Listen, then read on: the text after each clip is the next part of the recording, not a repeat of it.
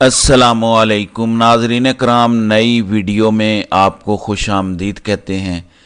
2 साल का जुल्म, जबर और धांधली अब हैंडलर्स और उनके सहूलतकारों के गले पड़ने वाला है। आपको आगाह करता हूँ, ये जो हंगामी प्रेस कॉन्फ्रेंस करवाई गई है अता तारड़ से, इसके पीछे कहानी क्या नज़र आती है, हालात किस तरफ जा रहे हैं और तहरीक इंसाफ के लीडरान बिलाखिर सोशल मीडिया के प्रेशर डालने के बाद बगैर अवाम को निकाले कम अज़ कम खुद तो सड़कों पर निकले हैं।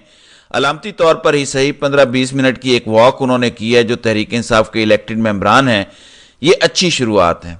फिर अली अमीन गंडापुर ने कल शहबाज शरीफ से मुलाकात की है। अली अमीन गंडापुर ने शहबाज शरीफ से क्यों मुलाकात की? तहरीक इंसाफ तो शहबाज शरीफ को वज़ीर आज़म मानती नहीं। शहबाज शरीफ तो जो फॉर्म 47 का वज़ीर आज़म है, अगर आप उससे मुलाकात करेंगे तो आप उसको लेजिटमेसी फराहम कर रहे हैं मेरे ख्याल में। तो इमरान खान की सोच यही है कि इनको हमने तस्लीम नहीं करना, लेकिन मुलाकात क्यों की गई? इसमें कुछ इश्यूज ये हैं कि एक तो चीफ सेक्रेटरी खैबर पख्तूनख्वा की तब्दीली पर बात करनी थी। खैबर पख्तूनख्वा का पैसे में जो हिस्सा है 1500 अरब रुपया विफाक ने देना है, वो मांगने के लिए अली अमीन गंडापुर गए थे कि हमें हमारा हिस्सा चाहिए। इसी तरह की कुछ मजीद डिमांड्स अली अमीन ने सामने रखी हैं वजीर आज़म के। तो अपनी डिमांड सूबे की रखनी है, यहाँ तक तो ठीक है कि चलें घुस बैठिए ही सही, लेकिन अभी इन्हें पाकिस्तान के पैसे पे बिठा दिया गया है। तमाम पैसे पर कंट्रोल अभी इन्हीं कुव्वतों का है जिन्होंने फॉर्म 47 पर हुकूमत बना दी है। सो उनसे अपना पैसा डिमांड करना बड़ी अहम चीज़ है। नाज़रीन इकराम, डॉट कनेक्ट करके जो चीज़ समझ आ रही है वो ये है कि 2 साल का जबरो जुल्म अब इनके गले पड़ने वाला है। अता तारड़ एक प्रेस कॉन्फ्रेंस करते हैं। ये हंगामी प्रेस कॉन्फ्रेंस तहरीक इंसाफ पे ताबड़तोड़ हमलों से शुरू होती है और ताबड़तोड़ हमलों पे ख़त्म होती है। इसमें सबसे बड़ा इल्ज़ाम तहरीक इंसाफ पे ये लगाया गया कि तहरीक इंसाफ ने यूरोपीय यूनियन से रब्ता किया और उन्हें ये कहा कि पाकिस्तान का GSP प्लस स्टेटस विड्रॉ कर लिया जाए, वापस ले लिया जाए। ये बहुत बड़ा इल्ज़ाम है क्योंकि GSP प्लस स्टेटस अगर पाकिस्तान का यूरोपीय यूनियन वापस ले लेता है तो पाकिस्तान को अरबों डॉलर की एक्सपोर्ट्स का नुकसान होगा और पाकिस्तान जिसके कुल ज़र मुबादला के ज़खायर ही 7 अरब डॉलर हैं, चंद माह में घुटनों पर वो आ जाएगा। यूरोपीय यूनियन इस टाइम कंट्रोल करता है अमेरिका, और यूरोपीय यूनियन पाकिस्तान को इसी वजह से कंट्रोल कर रहे हैं। ये सारा रजीम चेंज इसीलिए हुआ था कि एक झटके में अमेरिका और यूरोपीय यूनियन आपको ज़मीन पर पटक सकें।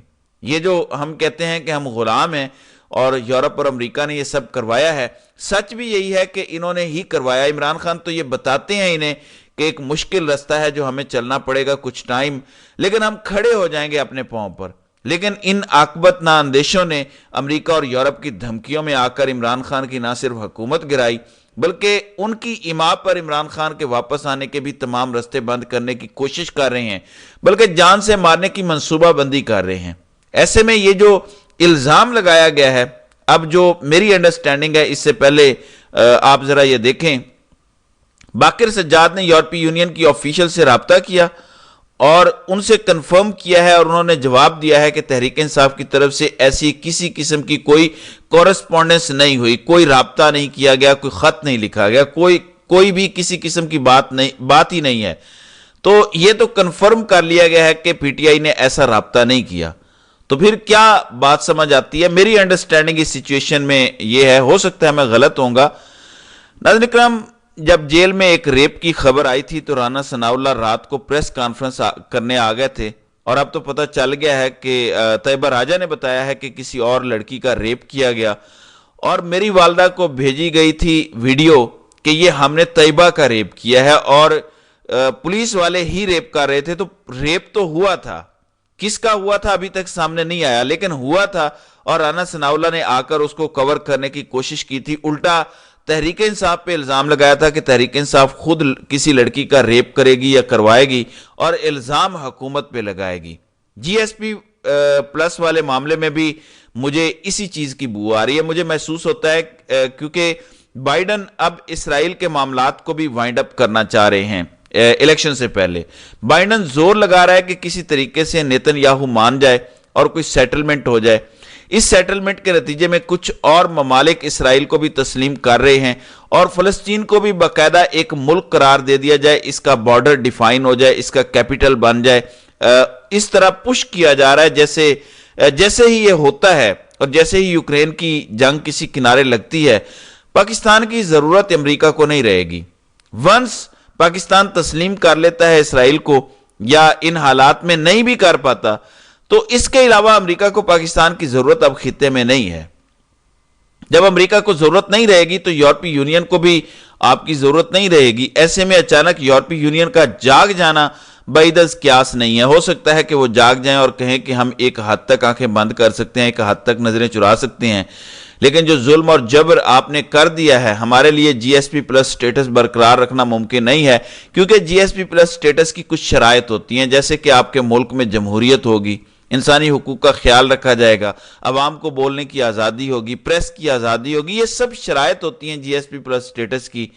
اس ٹائم پاکستان جی ایس پی پلس کی ایک بھی شرط پوری نہیں کر رہا، لیکن یورپی یونین نے اب بھی جی ایس پی پلس سٹیٹس برقرار رکھا ہوا ہے، جس سے پتہ چلتا ہے کہ رجیم چینج کے پیچھے یہی قوتیں ہیں۔ لیکن کیا امریکہ کو ہماری اب بھی اتنی ہی ضرورت ہے؟ کیا یورپی یونین کو اب بھی ہماری ضرورت ہے؟ باوجود اس کے کہ یوکرین کی جنگ اب اپنے بیک اینڈ پر چلی گئی ہے، اسرائیل کے معاملات بھی اب نیتن یاہو تو نہیں مان رہا بائیڈن کی بات، اس کو گھاس بھی نہیں ڈال رہا، لیکن کوشش تو جاری ہے اب ان قوتوں کی۔ یہی کوشش ہے کہ کسی طرح سیٹلمنٹ کی طرف معاملات جائیں۔ بہت سارے بچے مار گئے ہیں، سی این این جیسا چینل غزہ میں شہید ہونے والے بچوں کی تصاویر دکھا رہا ہے اپنی رپورٹس کے دوران، تو کچھ تو تبدیلی کہیں آئی ہے۔ لوگوں کو احساس ہو رہا ہے کہ اگلی حکومت نہیں بننی اگر ہم نے اسی طرح سے اس انسانی نسل کشی کا ساتھ دیا۔ پاکستان پر بھی دباؤ ڈالا جا سکتا ہے پھر کہ انسانی حقوق کی خلاف ورزیاں ہو رہی ہیں، جی ایس پی پلس سٹیٹس کو چھیڑا بھی جا سکتا ہے۔ تو یہ پریمپٹیو سٹرائک کیا گیا ہے نون لیگ کے عطا تارڑ کی جانب سے کہ اگر ہم سے جی ایس پی پلس سٹیٹس پر سوال بھی کیا گیا، واپس تو نہیں لیا جائے گا، ظاہر ہے بہت بڑا ملک ہے، کولیپس کر جائے گا، لیکن اگر ہم سے سوال بھی پوچھا گیا تو ہم الزام تحریک انصاف کو دے دیں گے کہ انہوں نے لیٹر لکھا تھا، یہ اس لیے ہو رہا ہے۔ جبکہ میں سمجھتا ہوں کہ جائز طور پر پوچھا جانا چاہیے انہیں کہ پاکستان میں نہ اس ٹائم جمہوریت ہے، نہ انسانی حقوق ہے، نہ فریڈم آف پریس ہے، نہ فریڈم آف سپیچ ہے، کچھ بھی نہیں ہے۔ فریڈم آف اسمبلی بھی ختم کر دیا گیا ہے، خواتین کے حقوق ختم کر دیے گئے ہیں، خواتین کو سیاست میں حصہ نہیں لینے دیا جا رہا۔ مریم کو فارم 47 پر سلیکٹ کر کے دنیا کو میسج دیا جا رہا ہے کہ عورتوں کو ہم نے ایک بڑا عہدہ دے دیا، لیکن در حقیقت جو عورتیں جیت کے آسانی سے نیچے سے اوپر آ سکتی تھیں ان کو تو جیلوں میں ڈالا ہوا ہے۔ یاسمین راشد جیت گئی نواز شریف سے، لیکن ان کو فارم 47 کے ذریعے ہروا دیا گیا۔ تو یہ حقائق سب کو پتہ ہے، نظر سب کو آ رہے ہیں۔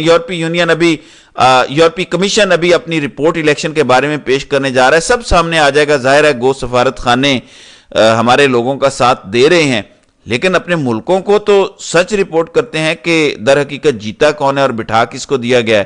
تو کہیں نہ کہیں پریشر آ بھی سکتا ہے، یہ پریمپٹیو سٹرائک ہے ان کا۔ پھر کہتے ہیں کہ شہباز شریف تنخواہ نہیں لے گا۔